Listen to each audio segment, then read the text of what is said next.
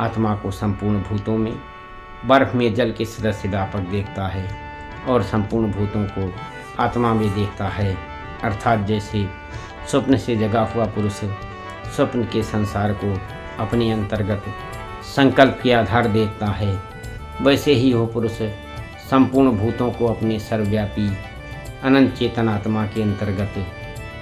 संकल्प के आधार देखता है। जो पुरुष संपूर्ण भूतों में सबके आत्मरूप मुझ वासुदेव को ही व्यापक देखता है और संपूर्ण भूतों को मुझ वासुदेव के अंतर्गत देखता है, उसके लिए मैं अदस्य नहीं होता हूँ और वह मेरे लिए अदस्य नहीं होता है,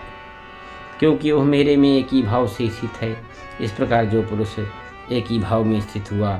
संपूर्ण भूतों में आत्मरूप से स्थित मुझ सच्चिदानंद घन वासुदेव को भजता है, वह योगी सब प्रकार से बढ़ता हुआ भी मेरे में ही बढ़ता है, क्योंकि उसके अनुभव में मेरे सिवा अन्य कुछ है ही नहीं। हे अर्जुन, जो योगी अपनी सदस्यता से संपूर्ण भूतों में सम देखता है और सुख अथवा दुख को भी सब में सम देखता है, वह योगी परम श्रेष्ठ माना गया है। इस प्रकार भगवान के वाक्यों को सुन करके अर्जुन के हे मधुसूदन, जो ध्यान योग आपने समत्भाव से कहा है, इसकी मैं मन के चंचल होने से बहुत काल तक ठहरने वाली स्थिति को नहीं देखता हूँ, क्योंकि हे कृष्ण, यह मन बड़ा चंचल और प्रथा स्वभाव वाला है तथा बड़ा दृढ़ और बलवान है, इसलिए इसका वश में करना मैं वायु की भांति अति दुष्कर मानता हूँ। इस प्रकार अर्जुन के पूछने पर श्री कृष्ण भगवान बोले कि हे महाबाहु, निसंदेह मन चंचल और कठिनता से वश में होने वाला है, परंतु हे कुंती पुत्र अर्जुन, अभ्यास अर्थात स्थिति के लिए बारंबार यत्न करने से और वैराग्य से वश में होता है,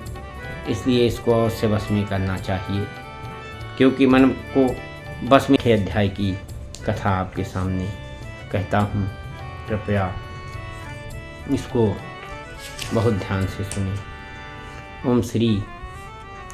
परमात्मे नमः। छठा अध्याय। उसके उपरांत श्री कृष्ण महाराज बोले कि हे अर्जुन, जो पुरुष कर्म के फल को ना चाहता हुआ करने योग्य कर्म करता है,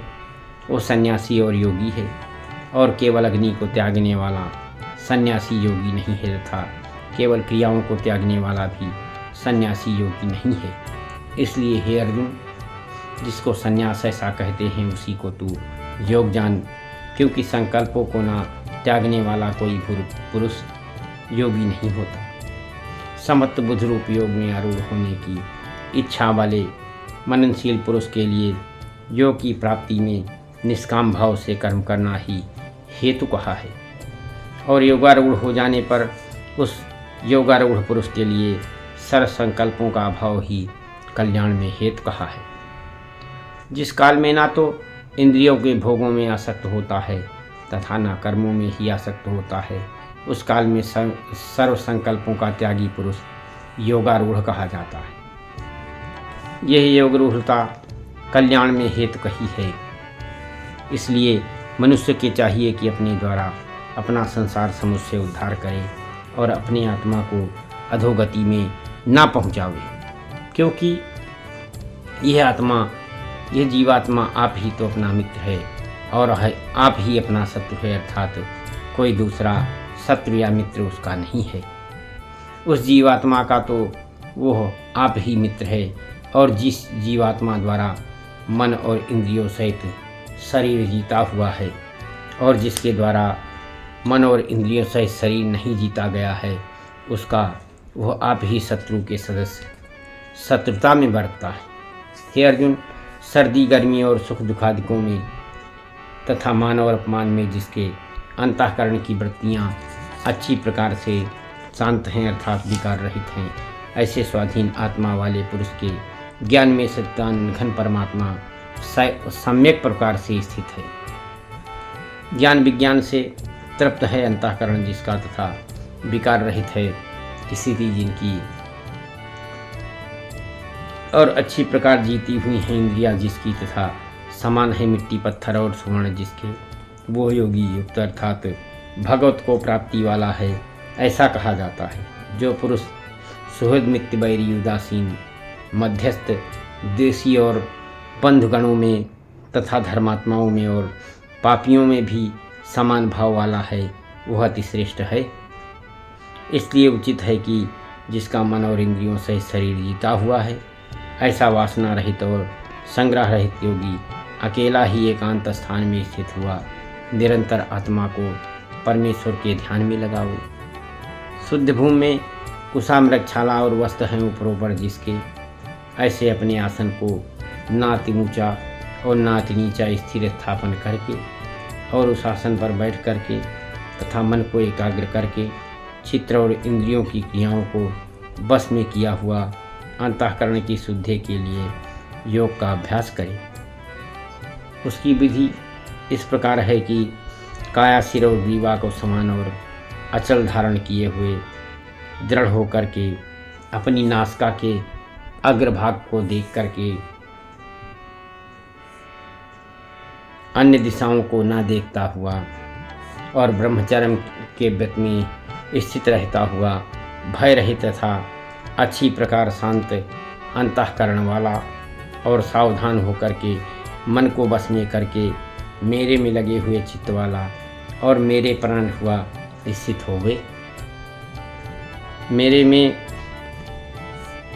इस प्रकार आत्मा को निरंतर परमेश्वर के स्वरूप में लगाता हुआ स्वाधीन मन वाला योगी मेरे में स्थित रूप परमानंद पराकाष्ठा वाली परम शांति को प्राप्त होता है। परंतु हे अर्जुन, यह योग ना तो बहुत खाने वाले का सिद्ध होता है और न बिल्कुल ना खाने वाले का तथा ना अति शयन करने के स्वभाव वाले का और ना अत्यंत जागने वाले का ही सिद्ध होता है। यह दुखों का नाश करने वाला योग तो यथायोग आहार और विहार करने वाले का तथा कर्मों में यथायोग चेष्टा करने वाले का और यथायोग शयन करने तथा जागने वाले का ही सिद्ध होता है। इस प्रकार योग के अभ्यास से अत्यंत बस में किया हुआ चित्त जिस काल में परमात्मा में ही भली प्रकार स्थित हो जाता है, उस काल में संपूर्ण कामनाओं से स्पृहा रहित हुआ पुरुष योग युक्त ऐसा कहा जाता है। जिस प्रकार वायु रहित स्थान में स्थित दीपक चलायमान नहीं होता है, वैसी ही उपमा परमात्मा के ध्यान में लगे हुए योगी के जीते हुए चित्त की कही गई है। हे अर्जुन, जिस अवस्था में योग के अभ्यास से निरुद्ध हुआ चित्त उपराम हो जाता है और जिस अवस्था में परमेश्वर के ध्यान से शुद्ध हुई सूक्ष्म बुद्धि द्वारा परमात्मा को साक्षात करता हुआ सच्चिदानंद घन परमात्मा भी संतुष्ट होता है तथा इंद्रियों से अतीत केवल शुद्ध हुई सूक्ष्म बुद्धि द्वारा ग्रहण करने योग्य जो अनंत आनंद है, उसको जिस अवस्था में अनुभव करता है और जिस अवस्था में स्थित हुआ यह योगी भगवत स्वरूप में नहीं चलायमान होता है और परमेश्वर की प्राप्ति रूप जिस लाभ को प्राप्त होकर के उससे अधिक दूसरा कुछ भी लाभ नहीं मानता है और भगवत प्राप्ति रूप जिस अवस्था में स्थित हुआ योगी बड़े भारी दुख से भी चलायमान नहीं होता है, जो दुख रूप संसार के संयोग से रहित है तथा जिसका नाम योग है, उसको जानना चाहिए। वह योग न उकताए हुए चित्त से अर्थात तत्पर हुए चित्त से निश्चय पूर्वक करना कर्तव्य है। इसलिए मनुष्य को चाहिए कि संकल्प से उत्पन्न होने वाली संपूर्ण कामनाओं को निश्चेषता से चाहिए, निश्चेषता से अर्थात वासना और आसक्ति रहित आसक्ति से त्याग कर और मन के द्वारा इंद्रियों को समुदाय की ओर से ही अच्छी प्रकार बस में करके क्रम क्रम से अभ्यास करता हुआ उपरामता को प्राप्त हुए तथा धैर्ययुक्त बुद्धि द्वारा मन को परमात्मा में स्थित करके परमात्मा के सिवा और कुछ भी चिंतन न करे। परंतु जिनका मन बस में नहीं हुआ हो, उनको चाहिए कि स्थिर न रहने वाला और चंचल मन जिस कारण से सांसारिक पदार्थों में विचरता है, उससे रोक करके बारंबार परमात्मा में ही निरोध करे। क्योंकि जिसका मन अच्छी प्रकार शांत है और जो पाप से रहित है और जिसका रजोगुण शांत हो गया है, ऐसे इस सत्यानंद घन ब्रह्म के साथ एक ही भाव हुआ योगी को अति उत्तम आनंद प्राप्त होता है। वो पाप रहित योगी इस प्रकार निरंतर आत्मा को परमात्मा में लगाता हुआ सुखपूर्वक परब्रह्म परमात्मा की प्राप्ति रूप अनंत आनंद को अनुभव करता है। हे अर्जुन, सर्वव्यापी अनंत चेतन में एक ही भाव से स्थित रूप योग में युक्त हुआ आत्मा वाला तथा सब में समभाव से देखने वाला योगी आत्मा को संपूर्ण भूतों में बर्फ में जल के सदस्य व्यापक देखता है और संपूर्ण भूतों को आत्मा में देखता है। अर्थात जैसे स्वप्न से जगा हुआ पुरुष स्वप्न के संसार को अपने अंतर्गत संकल्प के आधार देखता है, वैसे ही वो पुरुष संपूर्ण भूतों को अपने सर्वव्यापी अनंत चेतन आत्मा के अंतर्गत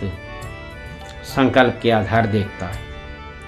जो पुरुष संपूर्ण भूतों में सबके आत्मरूप मुझ वासुदेव को ही व्यापक देखता है और संपूर्ण भूतों को मुझ वासुदेव के अंतर्गत देखता है, उसके लिए मैं अदस्य नहीं होता हूँ और वह मेरे लिए अदस्य नहीं होता है, क्योंकि वह मेरे में एक ही भाव से स्थित है। इस प्रकार जो पुरुष एक ही भाव में स्थित हुआ संपूर्ण भूतों में आत्मरूप से स्थित मुझ सच्चिदानंद घन वासुदेव को भजता है, वह योगी सब प्रकार से बढ़ता हुआ भी मेरे में ही बढ़ता है, क्योंकि उसके अनुभव में मेरे सिवा अन्य कुछ है ही नहीं। हे अर्जुन, जो योगी अपनी सदस्यता से संपूर्ण भूतों में सम देखता है और सुख अथवा दुख को भी सब में सम देखता है, वह योगी परम श्रेष्ठ माना गया है। इस प्रकार भगवान के वाक्यों को सुन करके अर्जुन के हे मधुसूदन, जो ध्यान योग आपने समत्भाव से कहा है, इसकी मैं मन के चंचल होने से बहुत काल तक ठहरने वाली स्थिति को नहीं देखता हूँ, क्योंकि हे कृष्ण, यह मन बड़ा चंचल और प्रथा स्वभाव वाला है तथा बड़ा दृढ़ और बलवान है, इसलिए इसका बस में करना मैं वायु की भांति अदुष्कर मानता हूँ। इस प्रकार अर्जुन के पूछने पर श्री कृष्ण भगवान बोले कि हे महाबाहु, निसंदेह मन चंचल और कठिनता से बस में होने वाला है, परंतु हे कुंती पुत्र अर्जुन, अभ्यास अर्थात स्थिति के लिए बारंबार यत्न करने से और वैराग्य से वश में होता है, इसलिए इसको अवश्य वश में करना चाहिए, क्योंकि मन को वश में न करने वाले पुरुष द्वारा योग दुष्प्राप्त है, अर्थात प्राप्त होना कठिन है, और स्वाधीन मन वाले यत्नशील पुरुष द्वारा साधन करने से प्राप्त होना सहज है, यह मेरा मत है। इस पर अर्जुन बोले कि हे कृष्ण, योग से चलायमान हो गया है मन जिसका, ऐसा शिथिल यत्न वाला श्रद्धायुक्त पुरुष योग के सिद्धि को अर्थात भगवत साक्षात्कारता को न प्राप्त होकर के किस गति को प्राप्त होता है। हे महाबाहु, क्या वह भगवत प्राप्ति के मार्ग से मोहित हुआ आश्रय रहित छिन्न भिन्न बादल की भांति दोनों ओर से अर्थात भगवत प्राप्ति और सांसारिक भोगों से भ्रष्ट हुआ नष्ट तो नहीं हो जाता? हे कृष्ण, मेरे इस संशय को संपूर्णता से छेदन करने के लिए आप योग्य हैं, क्योंकि आपके सिवा दूसरा इस संशय को बताने वाला, दूर करने वाला कोई मिलना संभव नहीं है। इस प्रकार अर्जुन के पूछने पर श्री कृष्ण भगवान बोले कि हे पार्थ,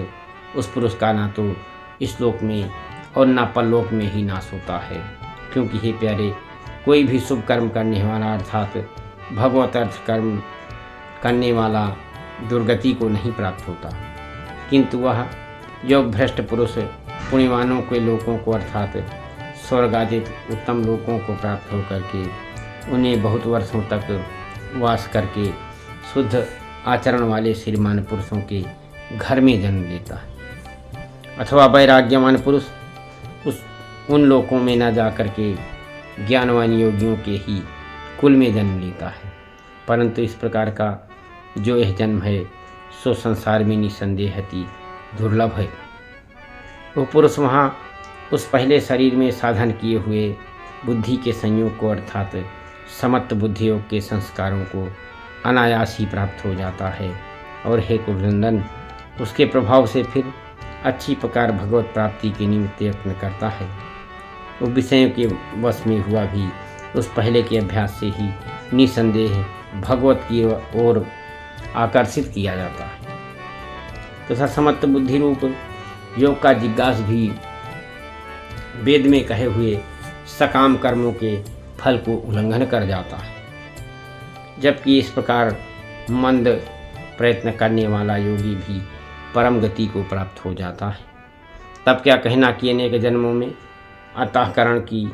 शुद्धि रूप सिद्धि को प्राप्त हुआ और अति प्रयत्न से अभ्यास करता हुआ योगी संपूर्ण कर्मों से अच्छी प्रकार शुद्ध हो करके उस साधन के प्रभाव से परम गति को प्राप्त होता है, अर्थात परमात्मा को प्राप्त होता है। क्योंकि योगी तपस्वियों से श्रेष्ठ है और शास्त्र के ज्ञान वालों से भी श्रेष्ठ माना गया है तथा सकाम कर्म करने वालों से भी योगी श्रेष्ठ है। इससे हे अर्जुन तू योगी हो। हे प्यारे, संपूर्ण योगियों में भी जो श्रद्धावान योगी मेरे में लगे हुए अंतरात्मा से मेरे को निरंतर भजता है वह योगी मुझे परम श्रेष्ठ मान्य है। लक्ष्मी नारायण नारायण हरि हरि, श्रीमन नारायण नारायण हरि हरि, तेरी लीला सबसे न्यारी न्यारी की हरि हरि।